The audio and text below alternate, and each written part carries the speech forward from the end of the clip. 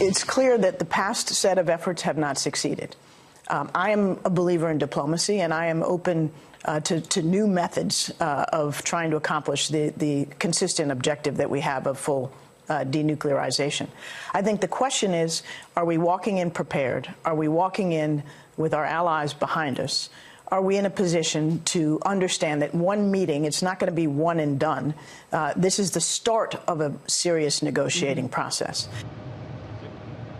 Former National Security Advisor Susan Rice talking about this upcoming summit between President Trump and Kim Jong Un, both leaders traveling a long distance, obviously coming from Canada, the G7 summit the president did, but Washington, D.C. to Singapore here and Pyongyang. This is the farthest that Kim Jong Un has traveled since taking power in 2011. No sitting president has met with a leader, as far as we know, a North Korean leader, or spoken to one on the phone, as far as we know.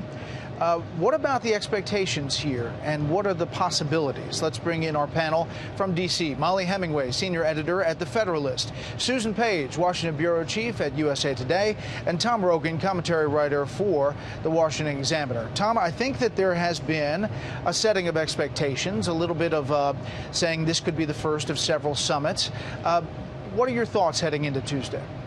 Well, the first thing, I think that is clear now that this progressive step process that the North Koreans in particular wanted will be the case. But I think on the part of the Trump administration, especially pushed this narrative by Secretary of State Mike Pompeo, both outside and behind the scenes, the need to have some kind of tangible product come of this first summit. Beyond just shaking hands, we've made friends, a couple of tweets. And I think what that will be some kind of limited inspections presence from the IAEA in North Korea within a couple of weeks, maybe 3 weeks following the summit. But again, I think the critical factor will be how intrusive is that? Does it involve snap inspections? And I think, again, though, President Trump will need a deliverable that he can say, well, look, there's something tangible here, which means this process must go on.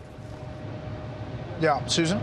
Well, I think the issue is not only what the North Koreans agree to do, but what the U.S. gives up to achieve some kind of deliverable, something so President Trump can say it's a success. We've already given up quite a bit. We've given this meeting, which the North Koreans wanted. We're going to have the picture, which the North Koreans have wanted, of the two leaders shaking hands as equals. So I think one concern that some have is that the United States not give more ground on things without the North Koreans taking tangible steps that actually lead to a reduction of the nuclear threat. One thing, Molly, that the president said on Friday before leaving was that he really wants Congress in this whole thing. Take a listen. I would only do a deal if I get it through Congress. I wouldn't do like Obama did. And fortunately, he wasn't able to get it through. He tried to get it through, the Iran deal. He tried to get it through Congress, failed, so he just did it without, which is why I was able to break it up so easy. So, I mean, in adding to the challenges here, the challenge to herd the cats in Congress to get an actual treaty through. Well, it's absolutely true that President Obama's failure to seal his Iran deal with congressional approval sealed the fate of that deal. It's very easy to change things if you don't have treaties ratified by the Senate. It is important, with something as important as a deal with North Korea, that the Senate be on board and that the American people be on board, understand fully what we are giving in exchange for denuclearization, if that is what is on the table. And it is absolutely important that we get some indication right away that North Korea is serious. They have a long history of promising grandiose things and failing to comply with what they have promised after they get the goods from other countries. I don't think the Americans are interested in that kind of agreement this time around. Yeah, and you ask Americans about it, and we took a poll, a Fox News poll recently, and you asked them about the possibilities. Will North Korea ever give up its nuclear weapons? 28% say now yes, 60% say no, and you can see kind of the change from March of 2018. The other question was, who would get the better deal? And most people now, 40%, say Donald Trump would get the better deal, Kim Jong Un at 30%. We don't know what we don't know about behind the scenes in these negotiations, Tom, but the first meeting is going to be with the two leaders and just translators, nobody else. Yes, exactly. And you know, apart from the tensions between the North Korean and security service and the Secret Service, you know, I think the baseline here will be President Trump testing Kim Jong Un as to what he can get out of it. And the critical factor as well is not just the summit and what follows it, but how external actors react to it as well, specifically the Chinese and the Russians. And we already see someone I've talked to who has been in North Korea recently mentioned that the actual flow of goods across that border has significantly upticked as this summit has progressed to its arrival. And so for President Trump to retain that pressure alongside little concessions and little gains will be a difficult balancing act because, of course, if the Chinese are able to double down their support for Kim Jong Un, his incentive to just play this out and behind the scenes develop the warhead vehicle will continue. So there are a lot of moving parts here. I think the fortunate thing is Mike Pompeo is the lead CIA director. He has the president's trust, and he also has an understanding of what is going on here.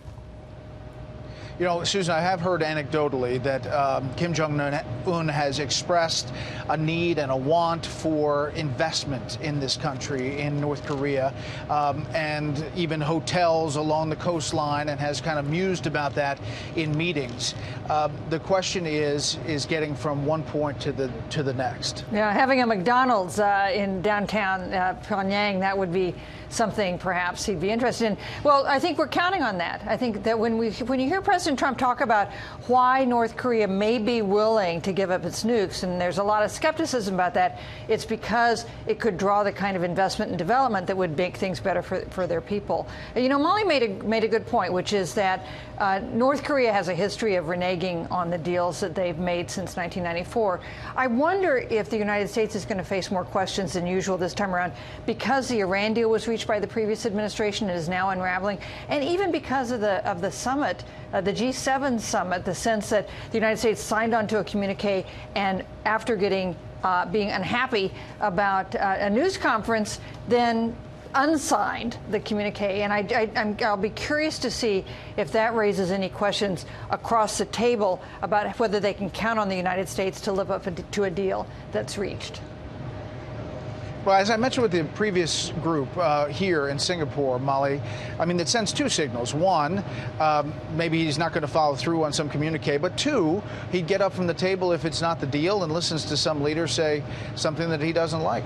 Well, first off, our Constitution provides a means for other countries to feel confident in how we have come to a decision, and that does involve ratification by the Senate. And that is a norm that should not have been breached by previous administrations, and it's something that really works well, and it's already in our system. It is also true that Donald Trump behaves in a very unprecedented manner. He does not seem to think that the global order, as orchestrated by elites for the past several decades, is necessarily good. We see in North Korea it has not worked out well for many decades. That crosses party lines and many administrations. So he is looking to do something different that is definitely not necessarily bad when it comes to denuclearization of the Korean Peninsula.